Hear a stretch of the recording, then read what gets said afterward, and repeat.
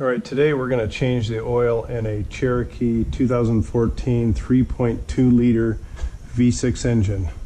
Starting off with the ramps, I'm going to put it up in the ramps, and then I'm going to drain the oil from the bottom and change the filter. So let's get at it.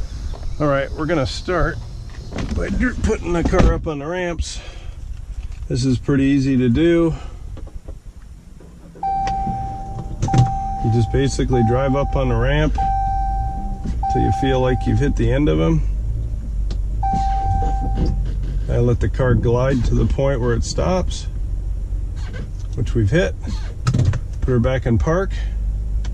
Yeah, in this car there's a little cover you'll see right here that you can, it has a little screwdriver slot. It's just plastic though. I just use my nail. And then I can get down and take a look at the all right, here's what I got here. I got this little drain pan you'll see here, which is really nice because the oil goes down inside it, and then I can push that center plug down and turn it and contain the oil so I can transport it to take it to the auto parts store to have it drained, put it in their tank. Don't ever pour your oil on the ground. It just contaminates the drinking water, which it's pretty much all contaminated now, so don't add to it with your dirty motor oil. So I'm going to show you where this plug is. So you'll see it underneath here is the plug. Right there is the oil plug. And it was a 13mm wrench once I took that cover off. And now I'm just going to take it free with my hand, and we're going to let the oil run out without getting it on the camera.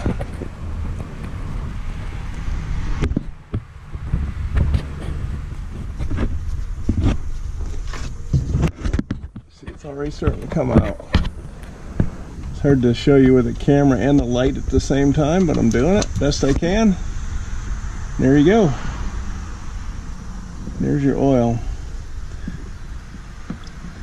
It's best to do it when it's hot, when the engine is hot. This oil isn't as hot as I should have had it, but the car was driven a few hours ago and we just parked it and I haven't started it. But anyway, so we're gonna let that drain. We're gonna go up to the top and do the all right, on this car, the oil filter is up top here. So you take this guy off, and you see that little what looks like a plastic nut down there on top of the filter cap? That's the oil filter. And we're going to pull that out next, and we are going to take a look at that. So what we have, we take this cap off like I showed you earlier, and then I put a 15/16 just regular socket on there. And what I'm going to do now is I'm going to put this wrench in here and just carefully loosen it. Take the cap off. It is plastic, so I got way more wrench than you need for a job like this, but this is the tools I have that fit that cap. So now we're going to pop that guy out of there, and it's going to make a mess, so there's going to be a lot of oil underneath it. So I'm holding the camera and the light and everything. I'm going to lift that baby out of there, and there it is. There is your oil filter. You see that one's plenty dirty. Down in there's the hole. Don't drop anything in there while we're thinking about this. Now when it comes to separating this, you just got to kind of grab it and pull it apart. And so I had to wiggle it out of there and kind of yank on it. But I spared you that in the video, but that's it. So the new filter is going to go on just like the old filter came off. Okay, when you get the new filter, you're also going to get an O-ring that you can put on the cap. So I just took that out of the box, and I'm going to remove the old O-ring off of the cap, which you see here.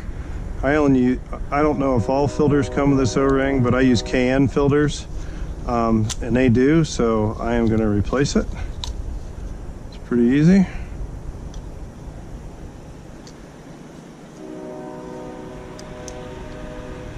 Put it back in the O-ring groove. It's all the way to the bottom here. Set that down. There you go. There's the O-ring in its seat. And then here's the new filter in the cap, just like that. Now we're gonna stick it back in the hole. And we're gonna take our tool.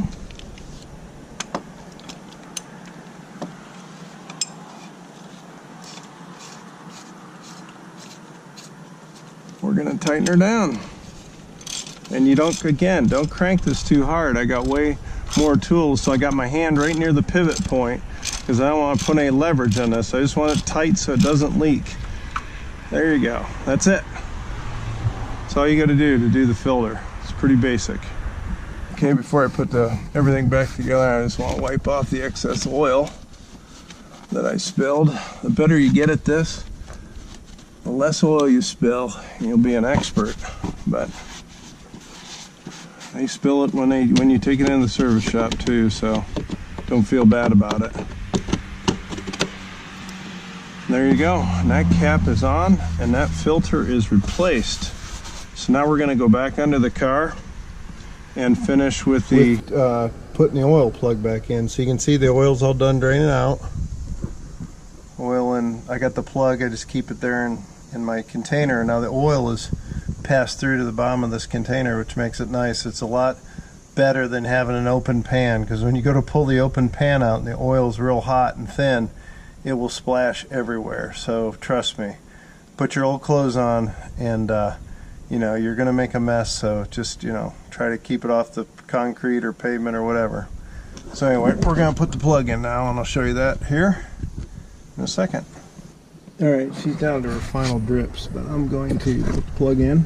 I think we got the mainstay of it out. Sometimes if I have the time, I'll just sit here and let the thing drip till it drips out, which is good. The more the oil you get out, the more the contamination, all that stuff. So I'm going to slip up here and just screw the plug back in, as you'll see here, and just put her in.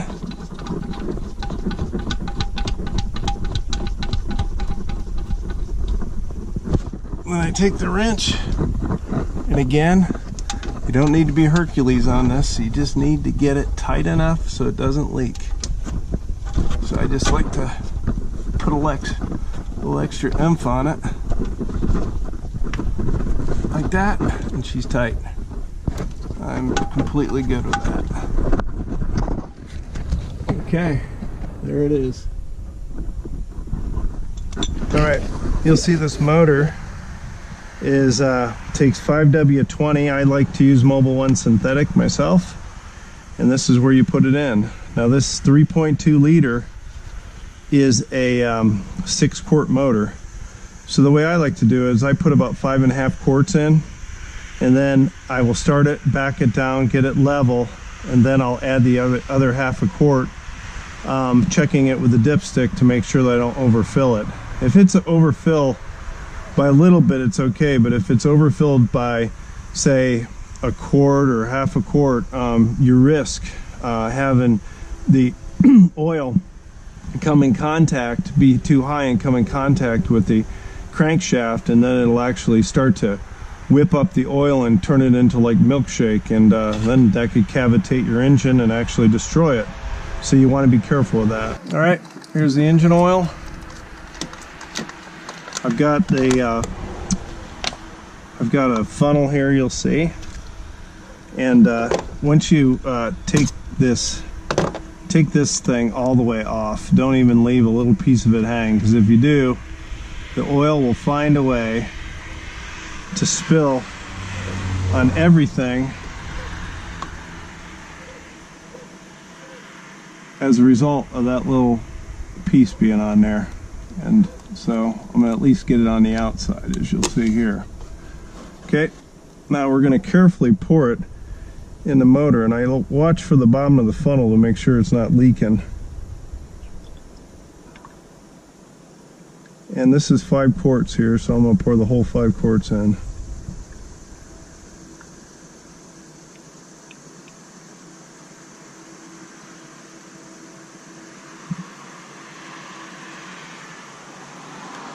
It's not leaking on the bottom.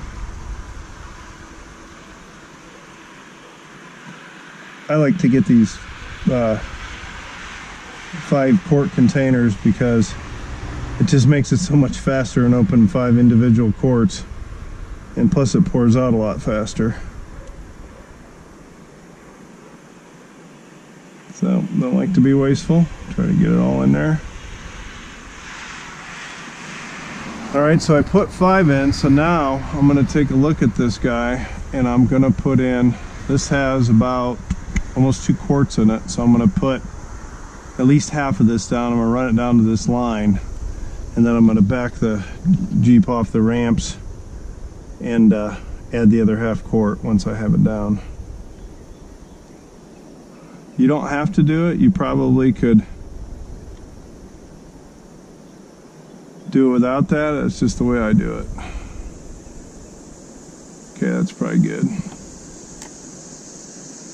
Yeah, probably go a little bit more. Take the risk.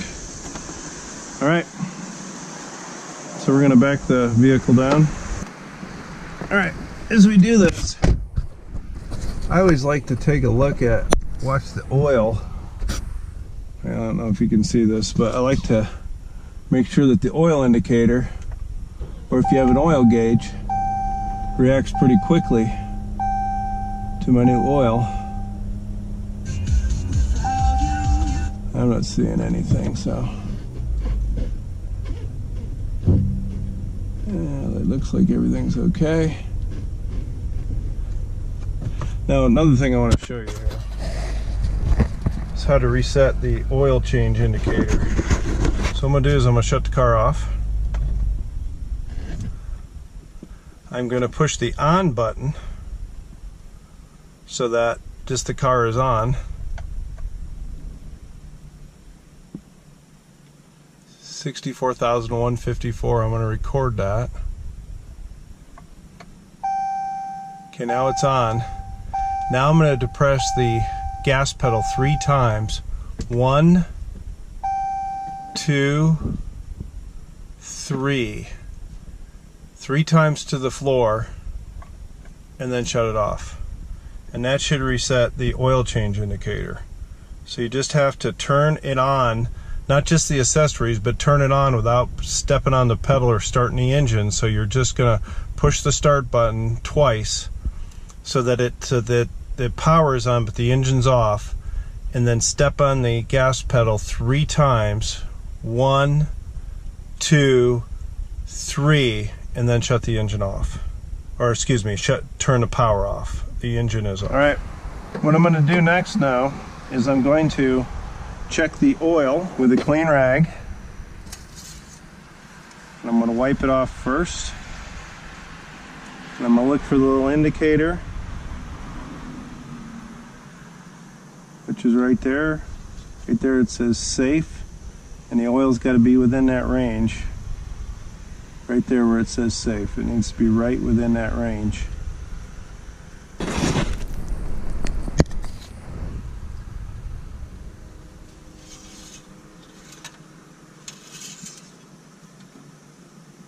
So it's just shy of it. So I gotta add just a little bit more. Probably put in another half quart, which is probably what it's saying. Okay, so I'm gonna add a little bit more oil. I'd say, put about half of this.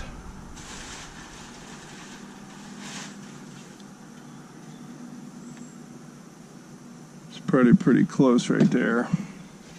Takes a little bit for it to work its way in the motor.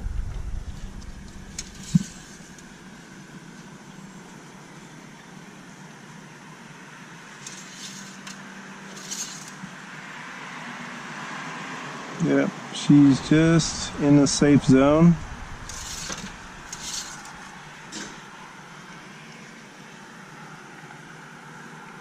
Yep.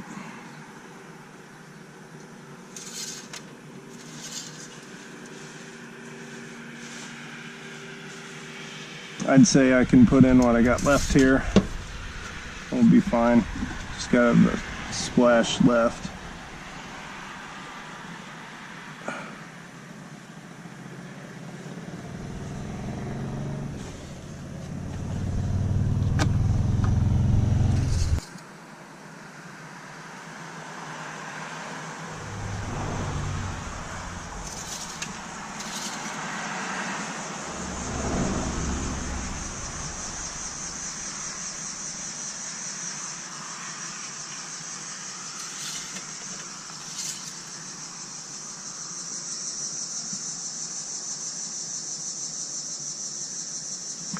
Sometimes it's hard to tell, but you can see, like right there, it's at the halfway point. I flipped the stick over and I can see it better. It'd be hard to see on the video, but it's like right in this upper part of the safe zone, so I feel pretty good about it. It's right where it needs to be. So we're gonna call this one a wrap. Now, don't forget to put your cap back on, because a lot of times engines won't even run right if the cap's off, because the vacuum pressure on the top of the motor, or the cap, actually will dictate. On this particular motor, this looks like it goes down near the bottom of the motor, but sometimes those caps are on the top valve cover and there is a vacuum pressure that's involved with them. So if you don't put them on, the engine will miss and not run right, so you know you don't have it on. Here's why I like this kind of oil pan, is because all I have to do is wipe out, take a little brake cleaner and wipe this out, close the lid. I just drained it into another container I'm going to take to the auto parts store to dispose of the old oil. But it's just really nice. As long as it fits under your car, it works pretty well. All right, and that's it. So I'm just cleaning it up now, and this car is ready to roll. The reason I changed my oil, a lot of people say, well, why do you bother changing your oil? Well, one is it gives me an opportunity to look at the car and check it out, see if there's any other leaks or things that needs to be done. With full synthetic oil and that K&N filter, I probably spent $35 in materials on this. I know you could get it done for that or cheaper at a garage, but I'm guarantee you they're not putting a K&N filter in it, and they're not putting full synthetic. So who knows? A lot of times they're just using whatever the cheap oil of the day is. And if you keep a car for a long time, I think it's worth putting good oil in it. I've driven cars 400,000 miles, and 200, 300, 400,000 miles, and the engines are always good when I get rid of them. It's everything else that's falling apart. So anyway, I hope that helps, and if you have any questions, just send me a note. But hope you enjoyed the time changing the oil in the Jeep Cherokee 2014.